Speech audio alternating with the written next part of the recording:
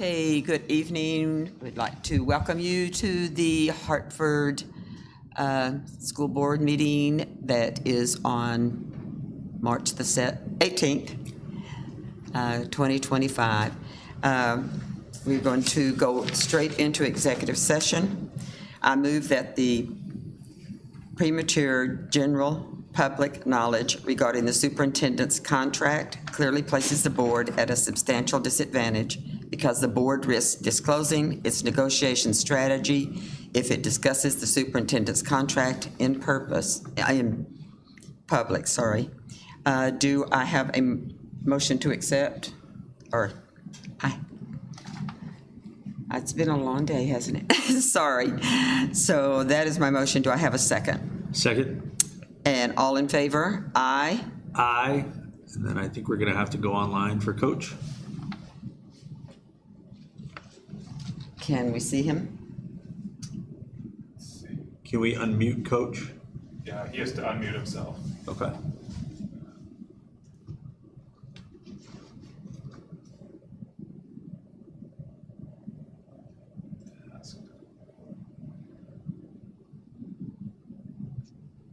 Yes, I can see you guys. Okay. Thank you. And is that a yes for the first motion? Yes. Okay, thank you.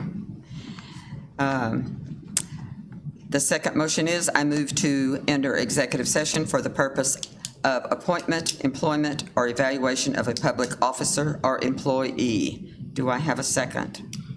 Second. All in favor? Aye. Aye. Aye. Okay, so moved. We will now go into what time is it? 4:49. Thank you. 4:49. At 4:49. And we will be back no later than 6:30. Thank you.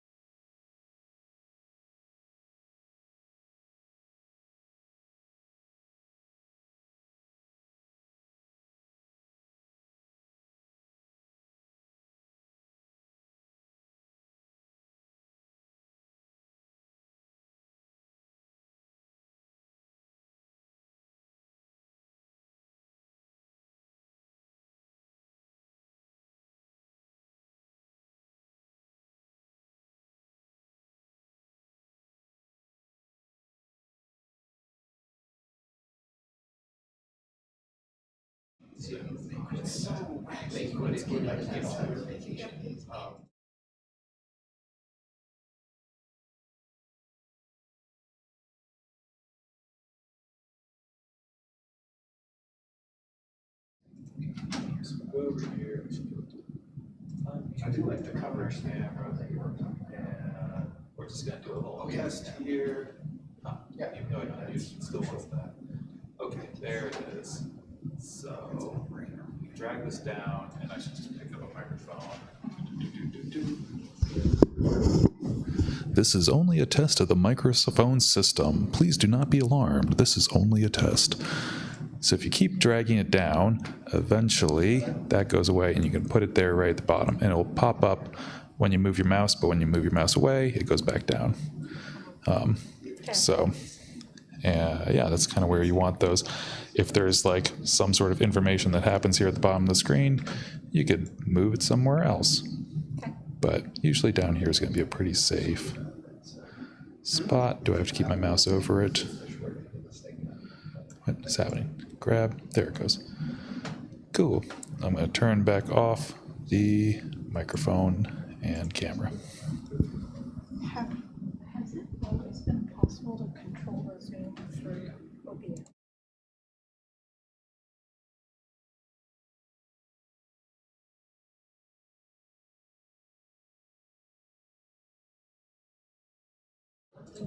Like unmuting it? Yeah.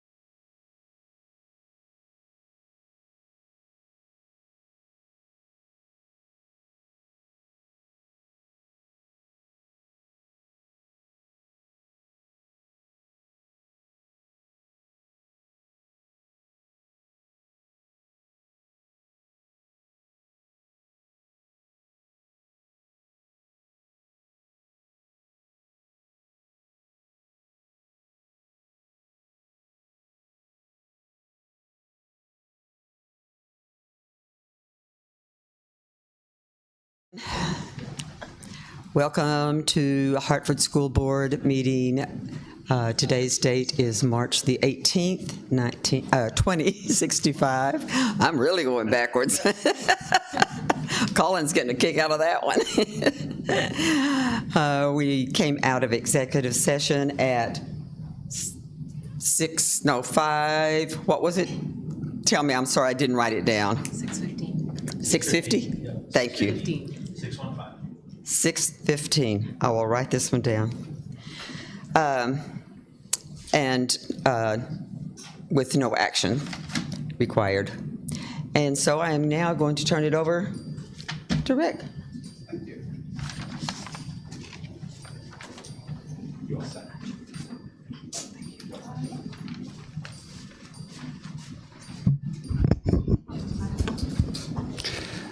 All right, thank you for coming this evening to our second and final candidate night for the superintendent search.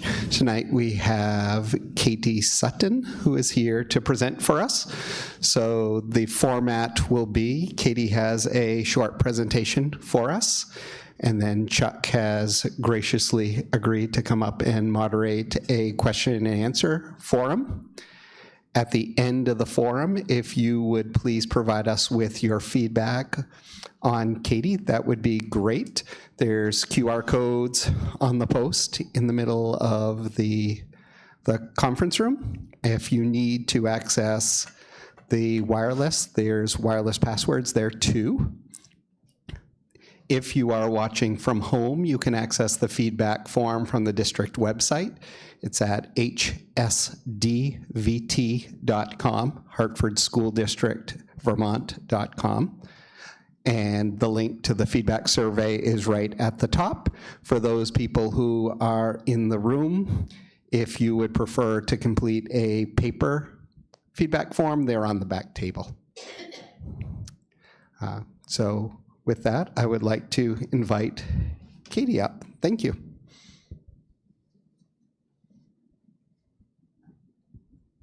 Thank you all. Thank you for being here this evening.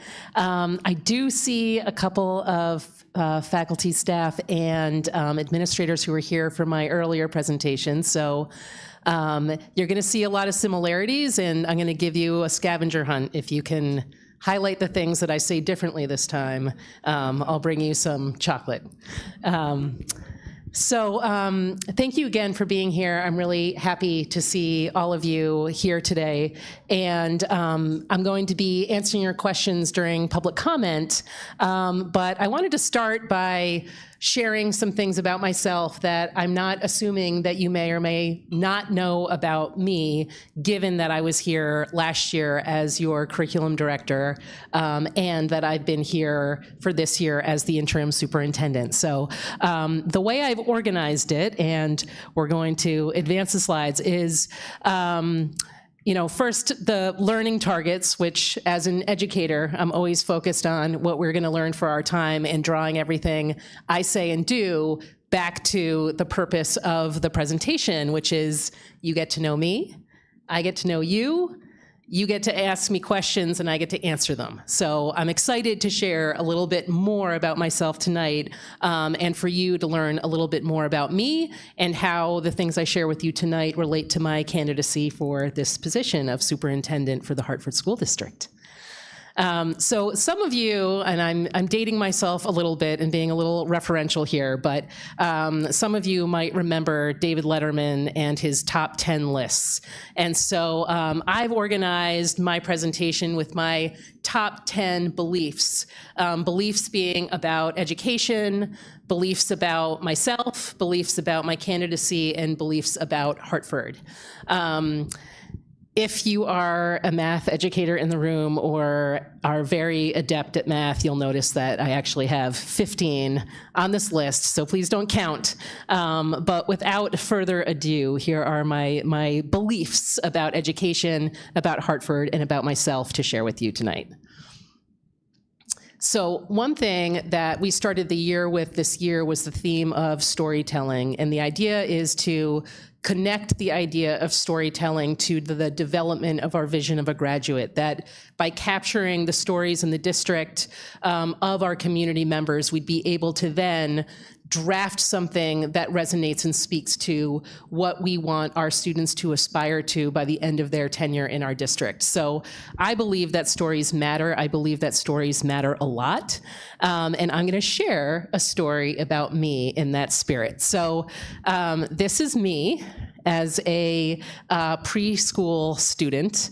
And one thing that might not be apparent about this photo is that my first experience as a student was at an international school. So this school was located in Japan, where I spent the first 3 years that I can remember being a child and remember being a student in an educational environment. So there was a very diverse population of students at that pre-K school, both by age. It was multi-age, so you had students who were 3, students who were 4, and students who were 5, like I am in that photo. And your eyes aren't making any mistakes there. I'm wearing a garbage bag. A black garbage bag and a black construction paper hat, because this was graduation day. And we all took turns standing in front of our group with the garbage bag on, the gown and the hat and the diploma. And so this school was very unique, but I didn't know anything differently than what this school was, which for me was my first experience.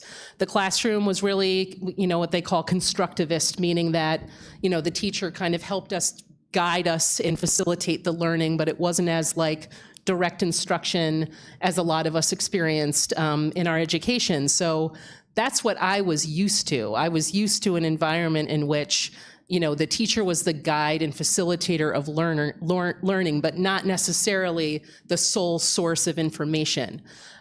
So I had a wonderful experience at this school. And in fact, when I came back to the United States the following year to enter into kindergarten in a suburb of New York City, I found that environment to be really restrictive and really limiting, because I was used to an environment where I was able to kind of find my way in learning. And not to say that I didn't learn anything, in the kind of, traditional way, but the delivery of that information was very different than what I experienced when I came back.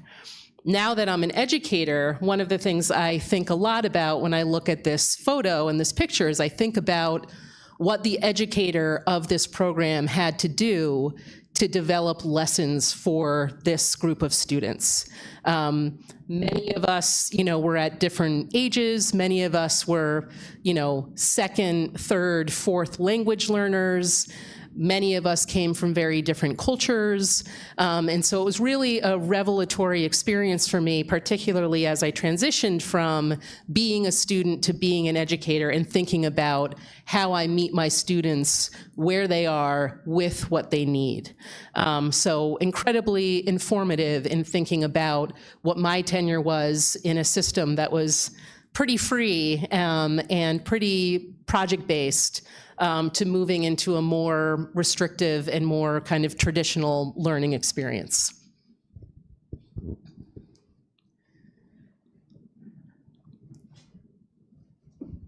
So I believe in gratitude. I really believe that, first of all, thank you for being here. That's something that I like to say at the start of any meeting I'm in. Thank you. I'm happy to see you. I appreciate you being here. That was very true for me as an educator too, leading a class of students. I thank them every day for being in my class and for being in the room and for putting in their best effort. I think that positive energy is infectious and is like permeates throughout a school and throughout a classroom and throughout a district, if that's the way in which you lead and that's what you're modeling. So I think it's something that we all deserve to enjoy. I think students deserve it and are counting on it from us. I think we deserve it. And I think that our students know when we're being genuine and when we're not. And as someone who started my first teaching job, teaching primarily grade 11 and 12 students, they taught me a lot about gratitude, about appreciation, and about being authentic and being relevant and real with them. So I'll always take that with me. I believe in humility. So this is a photo actually taken right around the corner from where I live in Middlesex. It's at the top of a vista, at the top of a road that's right around the corner. And whenever I'm feeling like I'm too immersed in what I'm doing and feeling kind of down, this reminds me that I'm a small piece of the world, and puts things in perspective for me. And it also helps me in my leadership and in being an educator, because I think one thing that you have to bring to this profession is humility. And to know that, especially in role of, interim superintendent this year and whatever role I'm in next year, you're never going to have a 100% approval rating, and that's okay, because you're put in a position where you're making decisions, and the decisions that you're making are considering a lot of different factors, and those factors are not necessarily things that everyone in the system are thinking about. So if I make a decision, I'm making it, on behalf of serving our students. And at the end of the day, what I hope for is that people trust me enough to know that, even if they disagree with the decision I'm making. I believe in relationships. So this is another, and this is a little bit of a photo album for you, so forgive me, but I'm walking you through a little bit of my history. This is a yearbook dedication from when I was a teacher at Randolph Union High School in Randolph, Vermont. And this was the last year I was there, and I was there in the capacity of teaching English and social studies to, again, kind of like a very diverse group of students, all multi-age. I'd have, ninth graders in the same class as seniors who had various understanding of the content I was teaching. At the time, I had 7 preps as a teacher to plan for, so I taught 3 year-round English classes and then 4 semesterized classes. So I would get a lot of different students throughout the year, and I would have to come back to that question that I, posed and thought about in my first slide and thinking about stories, and how I design that classroom so that all of the students who are coming into that learning environment have access to the content that I was presenting. It became very important to me and was a full circle moment when I got into education that now I really have to think about that planning.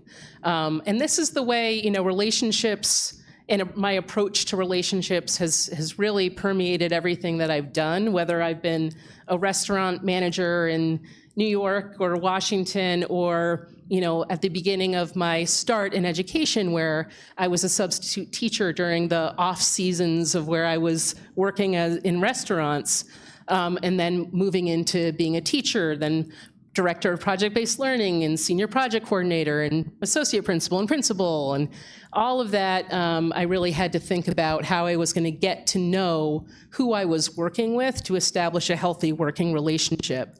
And another aspect, the reason why I included restaurant manager in this, is that I also feel strongly that I became a better leader and a better manager the more positions I was able to take part in a restaurant. So much like a restaurant where, I was a hostess, I was a server, I was a bartender, I was I bussed tables, I washed dishes, I was on the line cooking.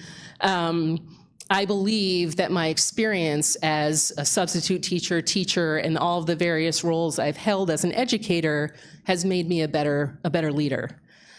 Because I can understand the different perspectives of a system and what they're all doing, their value, and how they contribute to the whole of what we're trying to do and provide for our students. I believe in hope. I think working with young people is inherently hopeful. This is a student who I worked with whose senior project was to model marine life and then to host and coordinate a learning fair that all of the elementary schools came through at our media center at the high school, and that all of our younger classrooms in the school, it was a 7-12 school, came through as well. So this student organized all of that as their senior project. And one of the emphases that we used to put on senior project is that the most successful projects were those that gave back to the community, whether it was like the immediate school community or the community at large. If you were doing something that gave back to the community and allowed you a learning opportunity, you were always going to get a lot out of it. So this student took full advantage of that. And one of the things that I was just very lucky to be a part of was being senior project coordinator for as long as I was, because I was able to watch students engage in relevant work that then catapulted them a lot of the time, and I can think of a lot of examples, into a really successful and vibrant career after they left our school. So it was just a really joyful experience in helping students to realize, who they are, what they are capable of doing, and how that translates and transfers into their lives as, adults. I believe in collaboration. This is an award that I received while I was working in Randolph as the project-based learning director. And I was really privileged to receive it. And to me, it was important because it emphasized my work in collaborating with my colleagues. One of the things that we used to do at our meetings is we'd have appreciations and apologies to start every meeting, where someone could come there and they could appreciate a colleague, or they could apologize for something that happened, that week that was hard and impacted others. And what I loved about that process is that what it taught me throughout my time in, first being a senior project coordinator, then a director, and then moving into, being a principal, was that I never believed, and I still don't, that kindness and leadership are mutually exclusive, that you can still be kind, but you can also be clear, and that those two things do not have to live on different planets. They can be one and the same. And one of the things that I was happy about and referenced when I was interviewing for this position is one of my references talked about this idea because they had seen it in action, and they said, Katie's someone who has very high standards, but can deliver those with a kind disposition. And that's always been my ethos, is that I do have high standards, but I know how to deliver that information and to work with someone in a kind way to help them learn and grow. I believe in communication. One of the things that I thought a lot about in moving into the interim superintendent role, pretty much like the first day I was on the job, was I was thinking about the way in which we communicate information, how we do it, what the frequency of that information is, the platforms we're using, and just how important it is that people have an expectation of frequency in communication and platform of communication, in the way in which we're communicating, that they can expect and rely on from the district, and everywhere throughout our system. So I thought a lot about that, and we moved pretty quickly to a new platform, which I think has been successful in helping people to access information and expect it in terms of design and delivery and frequency. The other thing that I've really been focusing on this year is thinking about public relations and how we're working with local news publications to get news into our local papers and beyond, so that people know what it is we're doing. And I see communication, and I see public relations as being preventative in many ways, as far as getting information out that people can see and know that we're doing really good work on behalf of students. And that allows more people to give us the benefit of the doubt if and when something hard happens. So that's been a real emphasis at the start of the year and throughout the year in an ongoing way, as well as, continuing to think of different stakeholders and different audiences who are accessing information or who are being left out of communication. That's what I see moving forward as being something that we can continue to be really, really thoughtful about. I believe strongly in mentorship and coaching. I'm someone who loves a good network.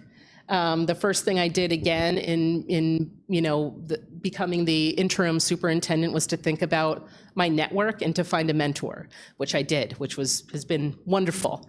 But I'm also, a part of the Vermont Superintendents Association, and I've maintained membership in the Principals Association, as well as the Vermont School Board Association, so that I'm getting information from a lot of different places. But ultimately, when I think about this program, which is the Vermont School Leadership Project through the Snelling Center for Government, which I did, in 2022, it was an 18-month program. And it was really designed to, help leaders in Vermont in education continue to hone their skills in facilitation and think about communication and read, really compelling texts and have rich discussions about them to expand your thinking and think big picture. One of the other things, though, that I really appreciated about it, and I continue to really appreciate about joining different networks and putting myself out there in terms of professional development and coursework, et cetera, is I always gain a new network, and I'm always looking for that. When I'm approaching something that is challenging or a problem that needs to be solved, I want to have a lot of people I can call to vet that through, to think it through, in addition to my colleagues on campus who I value so much in terms of, getting information and input and thinking about our next steps. It's really helpful to be able to reach a lot of different people who've experienced something similar and have a different frame of reference to offer. So mentorship and coaching is really important. And I really think it's this beautiful thing when it happens, in a lot of different areas in a district, and people are given the opportunity, encouraged to learn and to grow. That's only going to build our internal capacity to do great things together and to leverage the, human resources we have to do good work for our kids. I believe in teaching and learning. So this is a photo of something that my two children did this weekend, which was to set up a classroom in our bay window. So these are all desks, and they have all of their figurines in front of the desks. And then these are all of their notebooks that they set up, and they, really took the time to create little booklets. And so if you were to open any of these booklets, you'd see math problems and little excerpts of writing. And the reason why I thought that I would bring this here tonight to you all is that I believe so much in teaching and learning that I haven't ever explicitly actually talked to my two children about what it is I do even in education. And it's been enough through kind of osmosis for them to develop their own classroom and think about teaching and learning, because I love it and because I talk about it. I just am not explicit about it. But I think a lot about how teachers have the most impact on student learning. And that's something that is I think, common sense, but also it's totally research backed that the teacher in the classroom has the most impact on the learning. So I really think about pedagogy in our approach to delivering education as a work of art. And it's something that we have to continue to hone, continue to work on in order to continue to be really effective and efficacious in what we do. We really have to love learning to love teaching. And that's one of the bigger reasons why I love being in this district. I believe in hard work. So this is a bit of a busy page, and there's a lot here, so I'm not going to reference everything.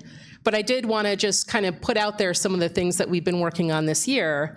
One of the things that we've had a big focus on this year is developing a vision of a graduate. And what I'm excited about in terms of, what that could mean for our district, and I'm going to talk about this a little later in the slides, is just what that means for the direction of the district and all the work that we can do based on that finalized document and planning backward from it.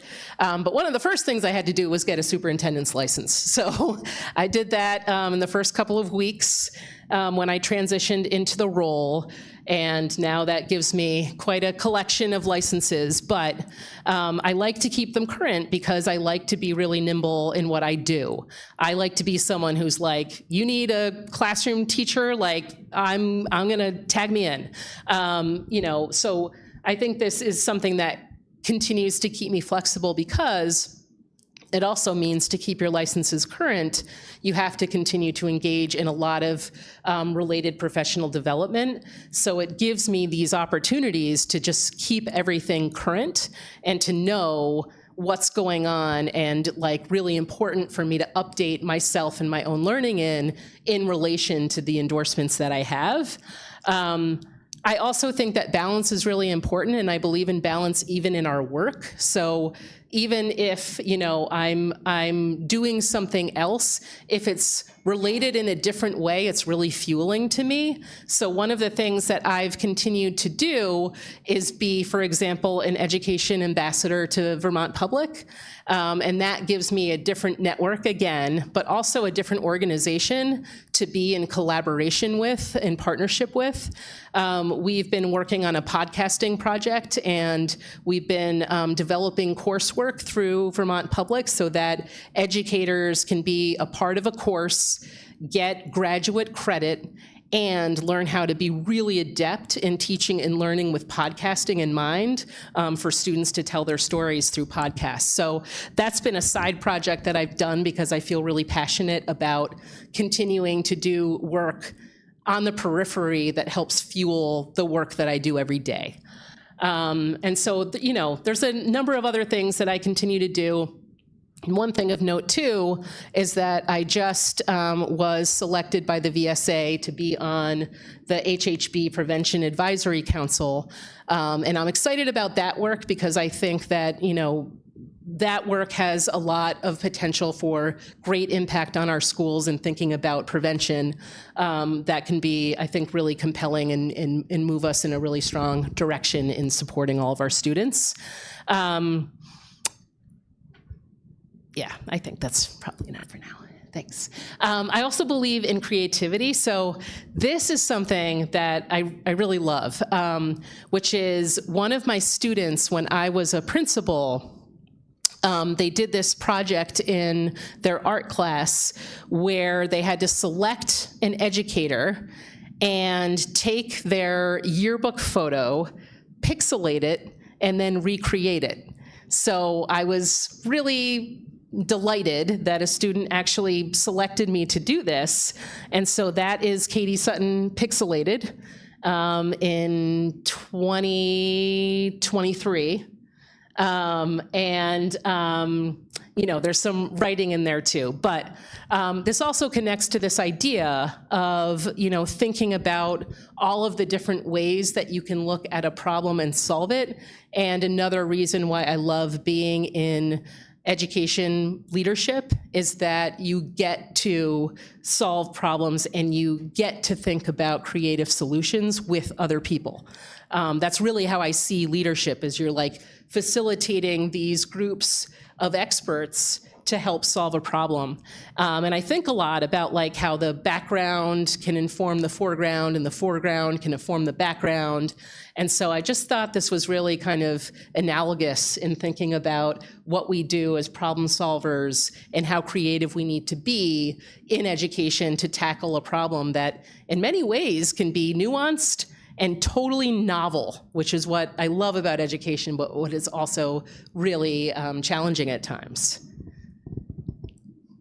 I believe in equity. I was fortunate enough when I was principal at Randolph Union, we had actually 3 different educators in our school who received a Rowland Foundation Fellowship.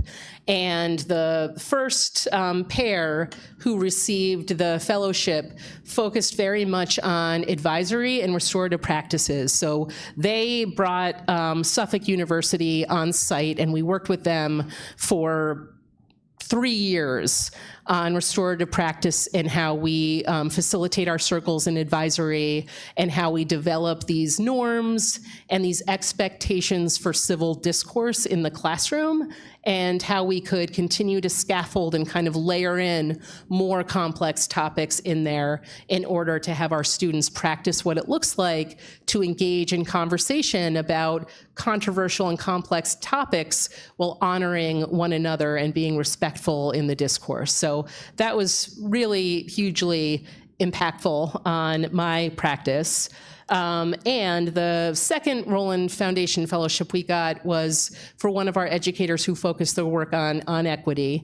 And so we worked with Paul Gorski and Marceline Dubose from the Equity Literacy Institute over the course of several years to start integrating equity work into our classrooms and into our discourse, which was really exciting because by the end of that work, we were able to pilot what we then deemed democratic engagement standards, which we used in evaluating students during our Socratic seminars, for example, that became really powerful as a school-wide practice. I believe in courage. So these are my littles. That's Aoife on the left and Alice on the right. They have taught me a ton about being courageous. My students have taught me a ton about being courageous. And I strongly believe that as long as students continue to be the center and the focus of my work, I'm going to be moving in the right direction with what I do as an educator, because I believe so much that everyone deserves a welcoming, safe, and vibrant education, and that everyone deserves to have access to all the resources that we have available to educate them. I believe in momentum. I think we have some good momentum started this year. I think the work that we're doing, again, on the vision of a graduate in order to anchor us and work backward from is really important. I think this could drive the way in which we look at the way in which we allocate human and material resources. I think this is going to give us an opportunity to audit and inventory our programming and our curriculum to make sure that what we're doing honors what the community is wanting us to do with their investment. I think that's very exciting in thinking about moving forward. I think continuing to work on our systems to support the work that we're doing, and continuing to work on our communication, which is, what I put out there at the outset of this presentation.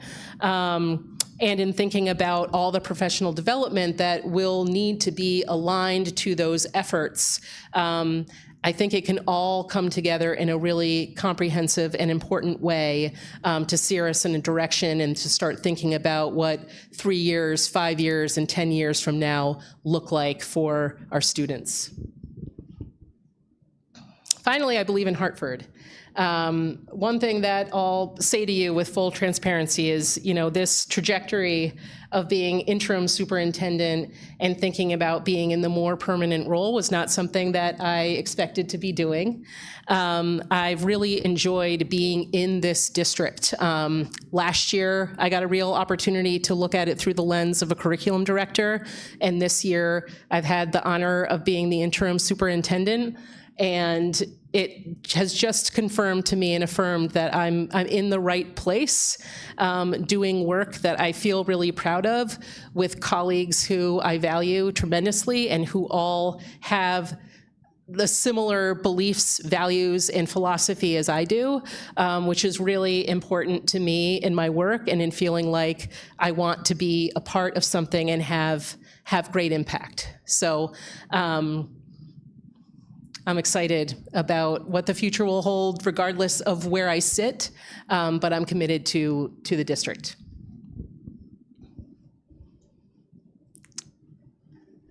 Lovely.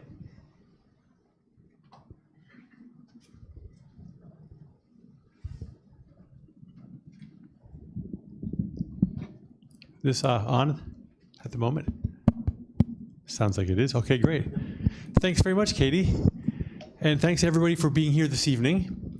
We'll have a chance here for a question and answer with Katie. So if you're interested in asking a question, come on up to the microphone because there are folks watching at home. And so if you're on the microphone, then people at home can hear you as well. And Jacob will keep me posted if we have questions from online.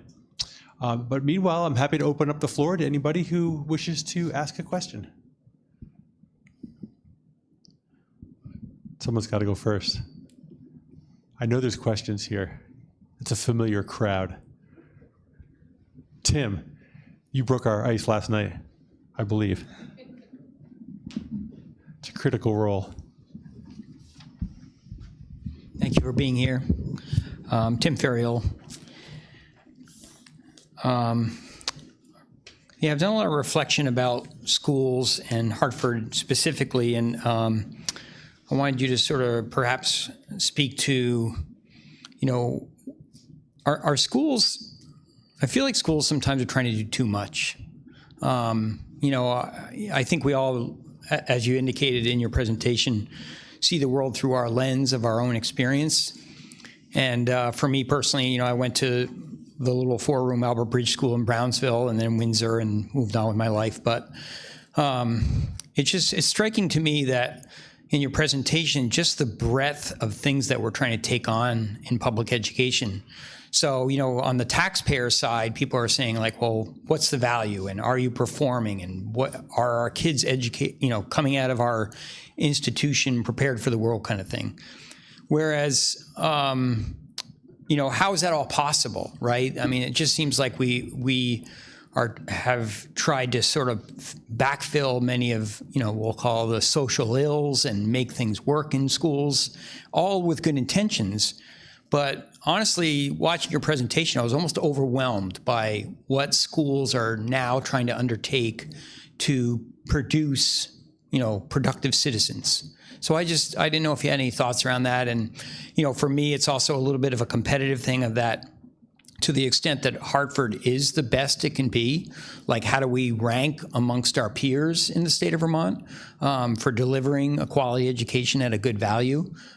So that it's not specifically a question, but maybe more of a reflection. And now that you've been here a year in that role, what's your perspective on that? So thank you. Yeah, thank you. I mean, I think that's what makes me excited about developing our vision of a graduate and, getting to a draft that we all feel captures what the community is invested in, what we want to see from our students. Because I think we can, for me, it's comforting to think about what a document like that can do as far as like slowing down the pace and looking at things really deliberately and taking them kind of like piece by piece to see like, are we doing that? And if we're doing that, where are we doing that? And are we doing that well? And how are we measuring how well we're doing that thing? So for me, I'm excited about something that can anchor us in a way that allows us to answer some of those questions for community members who are saying like, how are we doing? Well, in this document that we developed that is aligned with our ends policies and our universal end, this is how we're doing in relation to health and wellness, for example.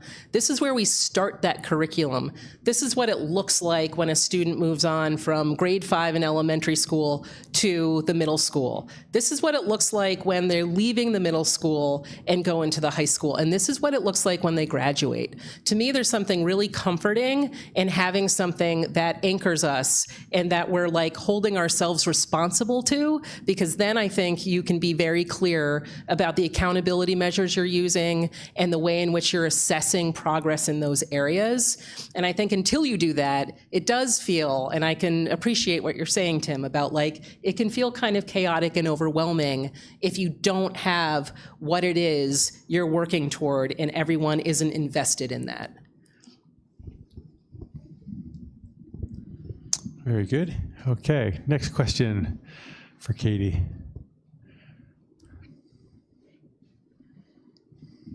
So you touched a little bit on equity in your presentation, and I'm wondering if you could expand on your vision and what you want to do in Hartford. Sure, thank you for that. I mean, one of the things that we started this year is our work with Suffolk University on restorative practices. And I think the benefit of that work and in applying that work to advisory, I think we're furthering equity in that we are being really explicit about what we can hold in conversation with one another, as well as like scaffolding that incrementally for our students to be able to hold more complex topics in those circles. So for me, equity is about access, right? And students are not going to feel able to advocate for themselves or fully enjoy everything we offer them in terms of resources if they don't feel safe in their environments, if they don't feel included. And so starting with something that sounds really simple as like, we're gonna focus our energy in on, you know, what this circle looks like because we know our students are experiencing this. They're all collectively experiencing this in different places in our district. We're giving them an opportunity to gain exposure to some of the things that you can do to make sure that everyone feels safe in sharing. And what that does look like over time, because you know that was a lot of the work that I did while I was in Randolph, is that you see more students able to get what they need, because not only do they feel safe in their learning environment and feel like they have allies and trusted adults who are helping to, you know, guide them through their education and can be, you know, trusted point people when they need that.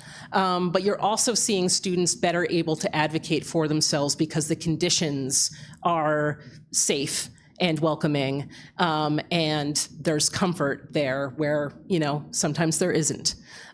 So I see that work continuing, and I see us able to hold more and more complexity in the conversations that we're having with one another in respectful ways, in civil ways, in ways that honor one another and hold on to respect and value of everyone involved. Very good. Thanks, Katie. Next question.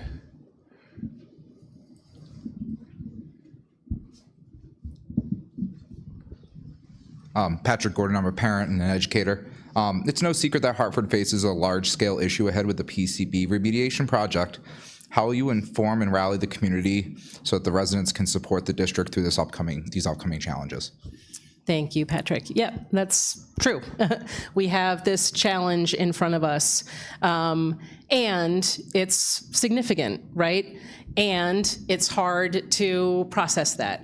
I think what we need to be able to ensure the public of is that we are centering students in the process, right? I think that what we need to be able to say is that throughout whatever it is we need to do in terms of remediation and abatement, our students are going to get what they need, and not just that, right? We're not just going to kind of like maintain status quo through this, that we are going to provide them with what they need and what they deserve.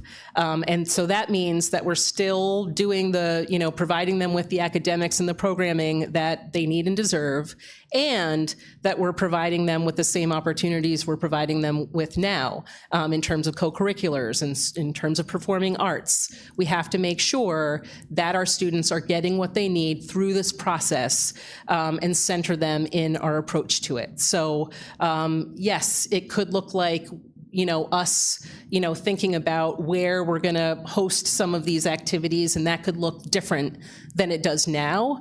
But I think what the community needs to know is that we're making decisions that are going to continue to center our students and that they're going to continue to get what they need. And it's going to be a challenge to do that. I do not pretend that it won't be. But I do know that we have a lot of individuals who are working on this collaboratively, who all want the best for our students and who all want to maintain what it is they have enjoyed and deserve throughout their education.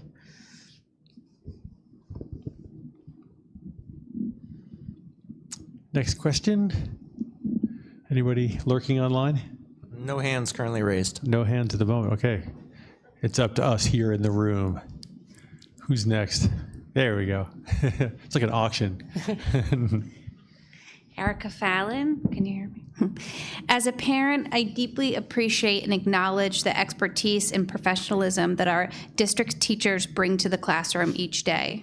However, sometimes I feel like there's a disconnect between what teachers are experiencing in the classrooms and the messaging that the district administrators or district as a whole is presenting. As superintendent, how will you ensure that teachers' concerns about the direction of academics are heard, acknowledged, and addressed? Thank you. Thank you.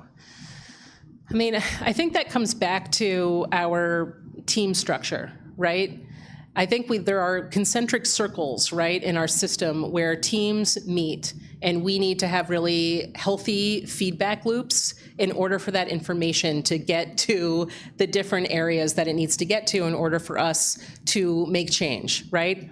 So, for example, I think a lot about, the work that I did in Randolph in thinking about what teaming structures do we need and how are we representing all of those different teams at the table so that they're able to be heard and that those constituencies are all getting, what they deserve, again, in being heard. So the system that we set up in the school, and I see a lot of similarities here and a lot of parallels in the schools that we have in Hartford, is that, because we were at the middle and high school level, we had grade teams, we had departments, we had advisory cohort teams, and all of those teams would meet, throughout, grade teams every week, departments every other week, and advisory cohorts would meet monthly.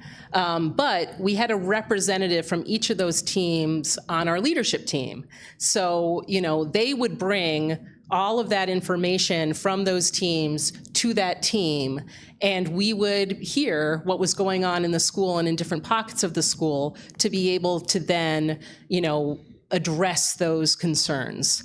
So my approach to that is always to think about, what are the teams that we have? Who are on those teams? What are the feedback loops that we have established? Do we need more? And is that information getting to the places it needs to get to in order for us to establish the change that's needed? And for us to think more about, is this, one question I think about sometimes is this a concern that's unique to place, right? Is this a concern that's unique to class? Is this a concern that's unique to department? And without that information, we're not able to determine that, right? So for me, I think a lot about the way in which our system is organized and whether or not we have, good representation and that those voices are being heard in different contexts.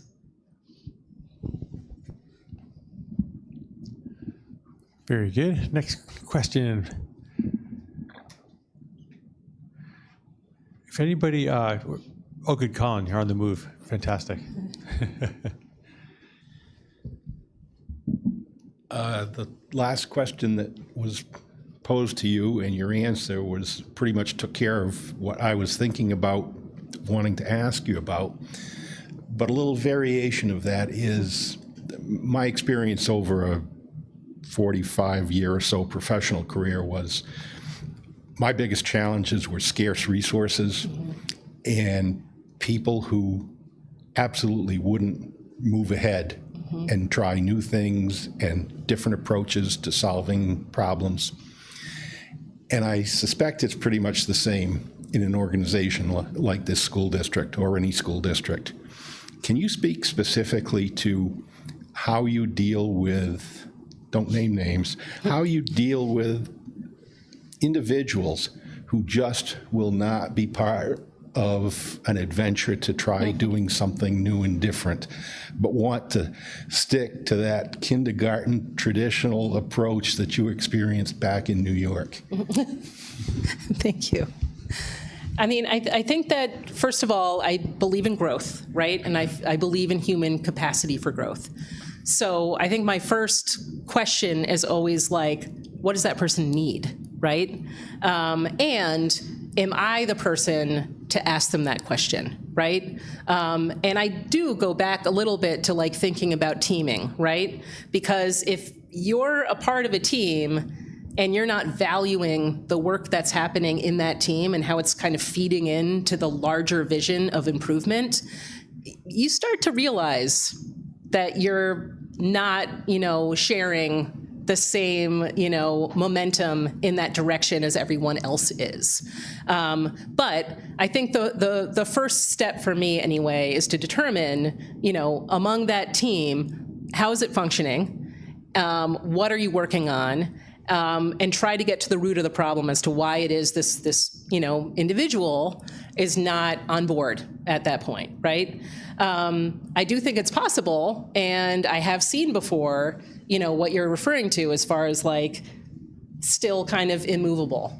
And I think that, if the team's working on something that's valuable, if the larger, faculty is working on something that is valuable, if the school has indicated what the values are and the direction that's being moved in and that it benefits kids, and if, again, the district writ large is all working on this thing, and you still have someone who's just like not there and not moving, I mean, at a certain point, it becomes about values. And at that point, you have to think about, whether or not that individual is thinking about their long-term future in an organization where there seems to be like a values mismatch. So I have seen a world in which like those questions have been presented in a very kind of diplomatic and supportive and growth-oriented way, but past a certain point, you have to start asking the question about like, are you valuing this vision that we all should be invested in at this point? And is this serving as a barrier for students in their growth? And I think that if the answer is that it is, there needs to be more intervention there.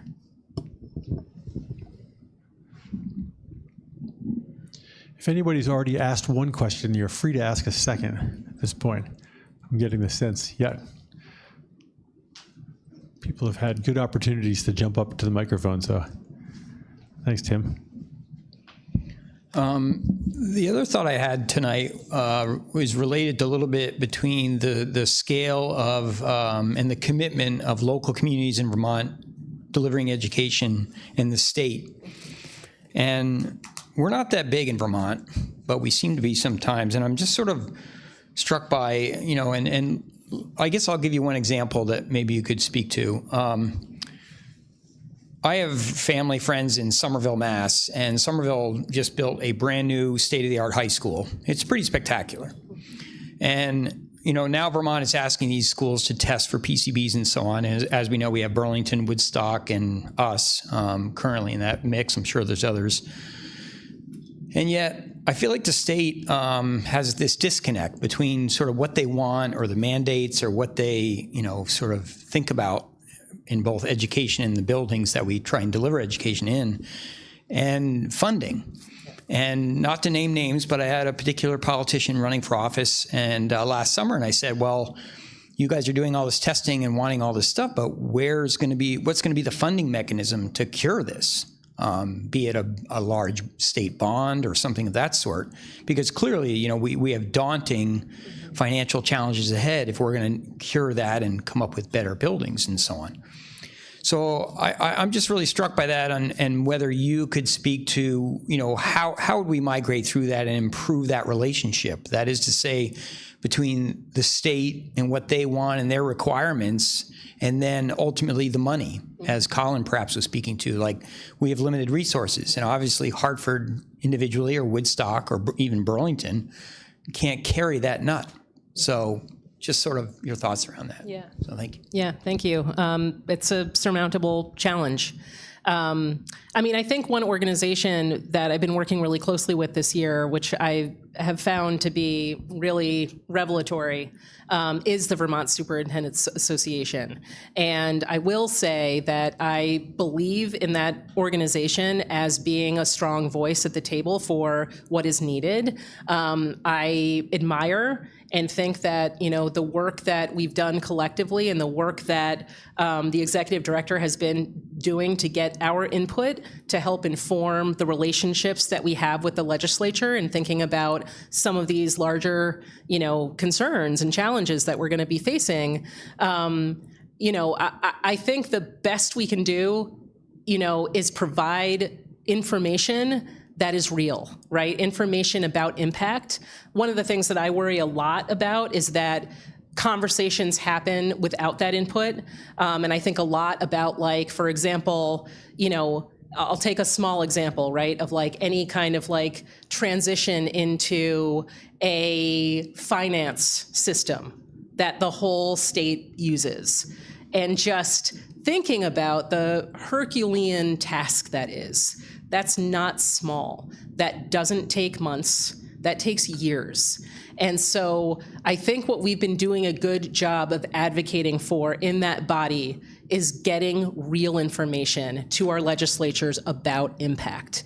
That's like kind of a small example, which to me is like, I can't believe it's considered a small example. And I'll say the same thing about like a common student information system that's like in the same conversation is like, we just need to move to a common finance platform, common SIS, and that will get us in the direction of like being able to see data that then we can think about how we make decisions from. And there's the lack of understanding of how intense of a movement that is. And I think that's happening on a large scale, right? And just thinking about some of the things that are involved in the plan, in the transformation plan, there's a lot of things that we from the field need to continue to provide to our legislatures so they understand the scope of these projects, so they understand that if you like break some of these things down in and of themselves, that's like 2 or 3 years. So I don't know that that's a very satisfying answer, but I do feel at least that I feel some proactivity and at least like individually, like I can represent this district and I can talk about the reality of what's happening in the field and in our district, and I'm heard there, and I know because I see it in print, like what is then going to our legislators. Okay, we're getting close to the end of our allotted time here. Anybody have another question? Yes. I'm Isaac Dustin Eichler, and I'm a student here at Hartford High School. And I'm wondering, our past superintendent was not particularly active in the school buildings themselves, and I'm wondering if you would try to be at the school buildings more. Thank you, Isaac. Yes is the short answer. And the extension of that is that that's what brings me joy. I used to say all the time, and I just said it to a few individuals, that one of the things I knew I needed to do as a building principal is get out of my office. So one thing I committed to in the years that I was building principal is greeting students as they walked in the door. So every morning I was outside and I was getting, actually it was like really beneficial because when I moved to that model, I was like, oh, like that student doesn't seem like they're in a good place. And so that actually, like, not only was it fueling to just like greet all of the students as they walked in the door, it also gave me a lot of information that I could use instantly when I walked in the building, like calling the school counselor, calling an advisor, like please check in with the student. The other thing that I've been thinking a lot about this year, because it has been pretty hard to like get everywhere I want to get to, is that I purposely schedule my meetings on site with the individual who I'm meeting with, because I know I can get a walk-in either before or after that to get around the buildings. What I envision more of, though, because there have been a lot of events that I've missed and have been so disappointed to miss.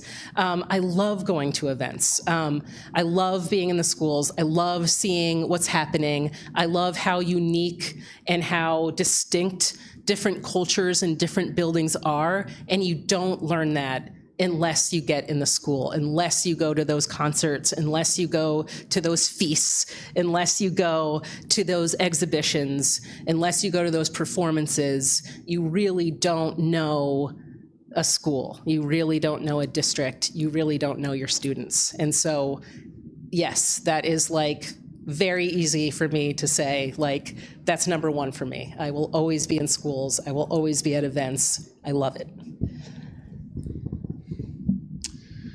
Great, that's a wonderful note to end it on. Katie, thank you so much. Thank you. Yeah, for presenting. And Thank you. Thank you all for being here. And thanks to everybody for coming out, of course. And I think, Rick, you have a few reminders here. Thank you, Chuck, for taking the time to be with us these last 2 evenings and moderating the conversation. We appreciate it. And again, thank you everybody for coming. Please take a moment to fill out the feedback form for us, ideally online. We have paper copies in the back. If you are watching at home and would like to fill out the form, it's available at hsdvt.com. So that's the school district website. Again, thank you all very much, and I'll turn it over to Nancy. I want to thank each and every one of you for coming out tonight. We appreciate it, and I know that Katie appreciates it. We have to go back into executive session to finishing our interviewing with Katie. You're more than welcome to sit out here if you want to, but I don't know how long that's going to take. So, yes, Tim, go ahead. Do you guys have a quorum? I can't hear you. Do you have a quorum? We do. Coach is online. He'll be voting in a Yes. second. Oh, yes. I'm sorry. Long day too. Sorry. Yes. So once again, I move to find that the premature general public knowledge regarding the superintendent's contract clearly places the board at a substantial disadvantage because the board risks disclosing its negotiation strategy if it discusses the superintendent's contract in public. That is my motion. Do I have a second? Second. All in favor? Aye. Aye. There we go. Thank you, Kevin. Our second motion is I move to enter executive session for the purpose of appointment, employment, or evaluation of a public officer or employee. That is a motion. Do I have a second? Second. All in favor? Aye. Aye. Thank you. Motion carries. Again, thank you all very much. Thank you so much.